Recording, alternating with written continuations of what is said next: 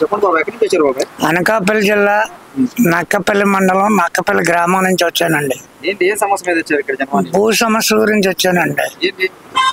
మా భూమి ఎండోమెంట్ వారికి హ్యాండ్ ఓవర్ చేశాడు, కర్ణం లంచం అవ్వలేదని. లంచం అడిగాడు. లంచం అడిగితే మా పేరున వచ్చిన పాస్ పుస్తకాలు గ్రామ దేవత పేరున మార్చేసి లంచం అవ్వలేదని మమ్మల్ని చాలా ఇబ్బంది పెడుతున్నాడు. 75లో నుంచి కూడా ఇప్పటికీ మమ్మల్ని చాలా ఇబ్బంది పెట్టి మాకు పాస్ పుస్తకాలు ఇవ్వకుండా ఈరోజు కూడా ఆఫీసుల చుట్టూ తిప్పిస్తున్నారు. ఫుట్బాల్ ఆడుకుంటున్నారు అధికారులు అందరూ కూడా. అధికారులు కూడా ఎవరో పట్టించుకోవటం లేదు. ఏమండి, అధికారులు కూడా ఎవరో పట్టించుకోలేదు. కలెక్టర్ ఆఫీస్కి 50 అప్లికేషన్లు పెట్టాను. 50 అప్లికేషన్లకి 50 రసీదులు ఉన్నాయి నా దగ్గర. 50 రసీదులు దాచాను. ఏంటండి, ఆ మీడియా వారు చెప్దామని మీడియా వారు అందుబాటులో లేక నేను ఇంతవరకు వచ్చాను. పవన్ కళ్యాణ్ గారి దగ్గరికి అయితే సీఎం గారి దగ్గరికి వెళ్ళాను. పవన్ కళ్యాణ్ గారి దగ్గరికి వచ్చాను. నాకు న్యాయం జరగాలని.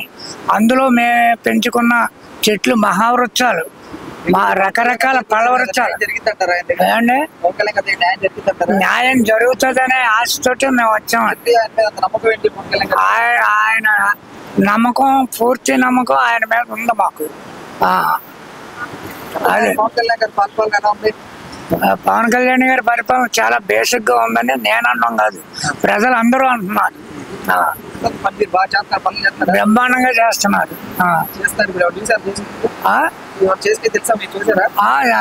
చూస్తున్నాం కదండి.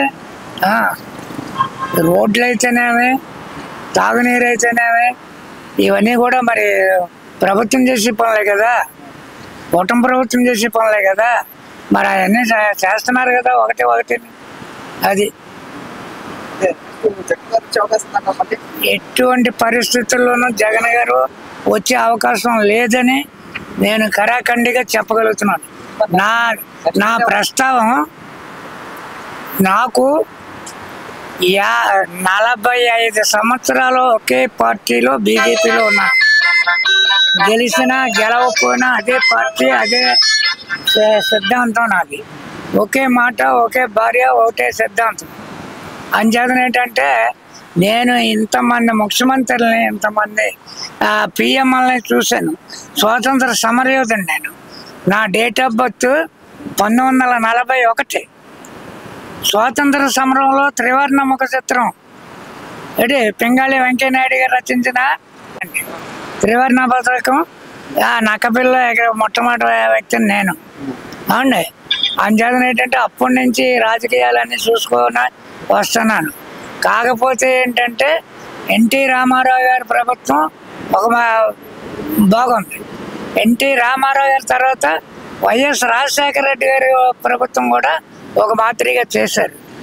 ఆయన గతించిపోయిన తర్వాత కిరణ్ కుమార్ రెడ్డి గారు కూడా ఒక మాదిరిగా చేశారు. చెప్పాలి కదా ఎవరు చేసిన పనులను ఏంటండి. ఆ తర్వాత వైఎస్ జగన్ గారు వచ్చారు. వైఎస్ జగన్ గారు వచ్చి బటన్ నొక్కడమే తప్ప ఆయనకు అభివృద్ధి కార్యక్రమం తెలిసింది కాదు. అయితే ఆయన్ని అడ్డం పెట్టుకొని కొంతమంది మంత్రులు అవినీతికి పాల్పడిపోయి, అవినీతికి అక్రమాలకే పాల్పడిపోయి పేదవాళ్ళ భూములు గట్టా లాక్కుని పేదవాళ్ళని అనేక ఇబ్బందులు పెడుతున్నారు. ఇప్పటికీ పెడతానే ఉన్నారు. పేదవాళ్ళ ఆఫీసుల చుట్టూ తిరుగుతూ ఆఫీసులు కూడా పట్టించుకోలేదు. ముందు జగన్ గారి ప్రభుత్వంలో తిన్న లంచాల సొమ్ము ఇప్పుడు కూడా వాళ్ళు మర్చిపోలేదు. ఇప్పటికీ కూడా చేతులు చాపుతూనే ఉన్నారు. అంచేతం పేదవాడు ఏమవ్వగలడండి? నాలాంటి పేదవాడు ఏమవ్వగలడు? నన్ను 30,000 లంచం అడిగాడు మా కర్ణం. అడిగితే నేను ఇవ్వలేకపోయాను. ఇవ్వలేకపోతే మా భూమిని ఎండోమెంట్కి దారాదత్తం చేశాడు. ఇది ఎక్కడన్నా న్యాయమేనా? ఇది ఎవరి భూమి అన్నా మేము కావాలన్నావా, లేకపోతే ఎవరి భూమి అన్నా మాకు ఇచ్చిమన్నావా? అంటే వైసీపీ ప్రభుత్వంలోనే బాగా జరిగింది. వైసీపీ ప్రభుత్వంలో మాకు చెడ్డ అన్యాయం జరిగింది. మీకు ఇప్పుడు వైసీపీ ప్రభుత్వం నచ్చిందా? ఇప్పుడు 8 నెలల పాలన నచ్చిందా? కూటమి ప్రభుత్వం మాకు నచ్చింది. అది కూటమి. అది అయితే మరి ఈయన కూడా జగన్ గారు కూడా కొన్ని పనులు చేశాడు కదా, ఏమండి సంక్షేమ పథకాలని కొన్ని చేశాడు, మంచి పనులు చేశాడు కానీ ఎందుకండి డబ్బులు ఇస్తే మాత్రం సుఖం అంటే డెవలప్ చేయాలా, దేశాన్ని డెవలప్ చేయాలి. డబ్బులు ఇస్తే సుఖం లేదు. ఇప్పుడు నేను పుట్టాను, మీరు పుట్టారు, గ్రామానికి, మనం పుట్టిన గ్రామానికి, మన చుట్టూ ఉన్న ప్రజలకి, మన జిల్లాకి, మన రాష్ట్రానికి, మన దేశానికి మనం ఉపయోగపడాలి, అంతే కదా. అంతేగాని మనకు అధికారం ఉంది, బటన్ నొక్కేస్తున్నాం అని. ఇప్పుడు సాగరోళ్ళు అడిగారా 10,000 రూపాయలు ఇవ్వమని? మంగళ్ళు అడిగారా 10,000 రూపాయలు ఇవ్వమని? ఎవరు అడిగారండి? సంవత్సరాలు అడిగారా 10 రూపాయలు ఇవ్వమని? వాళ్ళు అడగలేదు కదా. అడగని దానికి ఈయన ఎందుకు ఆ డబ్బు పెట్టి అభివృద్ధి కార్యక్రమాలు చేస్తే బాగుంటుంది కదా. అది అన్నమాట. అంచేత జగన్ గారు దెబ్బతింటానికి కారణం ముఖ్యంగా భూముల రాళ్ల మీద బొమ్మలు వేసుకోవడం, భూములను ఆక్రమించడం, ఇలాంటి పనులన్నీ జగన్ గారి ప్రభుత్వంలో కొల్లలుగా జరిగాయి. ఏమండి? అంచేతన ఏంటంటే ఆయన అడ్డం పెట్టుకుని మంత్రులు, సహచరులు, సోటా నాయకులు అనేక అక్రమాలు చేసాం. అంతెందుకండి, మా గ్రామంలో ఒక ఎంపీటీసీ ఉన్నాడు, 2 ఎంపీటీసీలు, భార్య భర్త ఎంపీటీసీ ఓట్లు కొనుక్కొని ఎంపీటీసీకి గెలిచాడు. ఈవేళ ఆయన 100 కోట్ల ఆస్తిపరుడు అయ్యాడు. ఎక్కడి నుంచి వచ్చాయండి ఈ కోట్లు? ఎక్కడి నుంచి వచ్చాయి? రక్తం ఓడిచి, చెమట ఓడిచి, కష్టపడి సంపాదించిన ఈ కోట్ల ఎలాగొచ్చాయండి కోట్లు? పేదవాళ్ళని అన్యాయం చేసి, పేదవాళ్ళకి అనా బేట ఇచ్చి వాళ్ళ భూములు లాక్కొని ఈయన కోట్లు సంపాదించాడు. ఇప్పటికీ కూడా పోలీస్ స్టేషన్లో దందా అయిందే, ఎంఆర్ఓ ఆఫీసులో దందా అయిందే, ఎండిఓ ఆఫీసులో దందా అయిందే, కలెక్టర్ ఆఫీసులో దందా అయిందే. ఆయన చెప్పినట్టుగానే ఈ అధికారులు చేస్తున్నారు. ఏముంది, పడారా 50,000 అంటున్నాడు. ఎవడన్నా సమస్య మీద వెళ్తే ఆ 50,000 పట్టుకెళ్ళి ఆడిస్తే ఓ 25,000 వీడు మడతెట్టుకొని జేబులు పెట్టుకుంటున్నాడు, ఓ 10,000 అధికారులకు ఇస్తున్నారు. ఏంటండి, ఈ అధికారులు కూడా ఏదో దానికి ఆశపడి ఆయన చెప్పినట్టు వింటున్నారు. కానీ ఈ పేద ప్రజలు వెళ్ళి రోజు ఆఫీసుల చుట్టూ తిరగడమే. రేపు రావయ్యా, రేపు వెళ్తే రేపు రావయ్యా, రేపుల కింద జరుగుతుంది. ఎంత ఏ అప్లికేషన్, ఏ సర్టిఫికెట్ కావాలన్నా బేరాలే, లంచాలే. 20,000 నీకు పాస్ పుస్తకం ఇస్తాను, 50,000 పడరా ఆడు భూమి బేరం రాసేస్తాను. ఇయ్యటండి ప్రభుత్వ విధానాలు. ఇలా చేస్తుంటే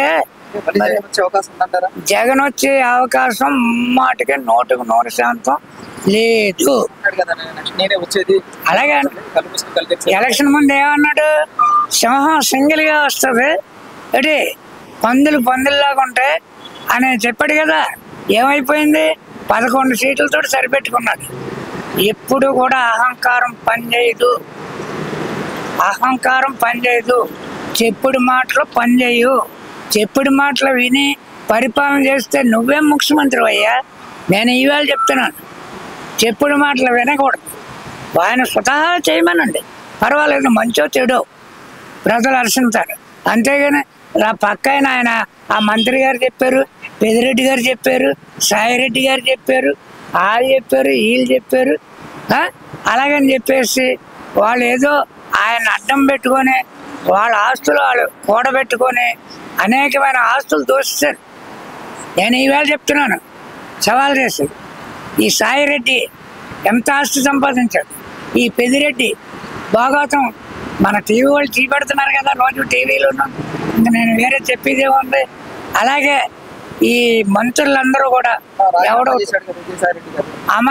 ఇప్పుడు అనకాపల్లి ఎంపీ అమర్నాథ్ మంత్రి, రోడ్లు భవనాల శాఖ కోసం ఐటీ శాఖ మంత్రి అమర్నాథ్కి రాజకీయ పరిస్థితి ఏమాత్రం తెలుసు. ఆయన పరిస్థితి ఏంటి?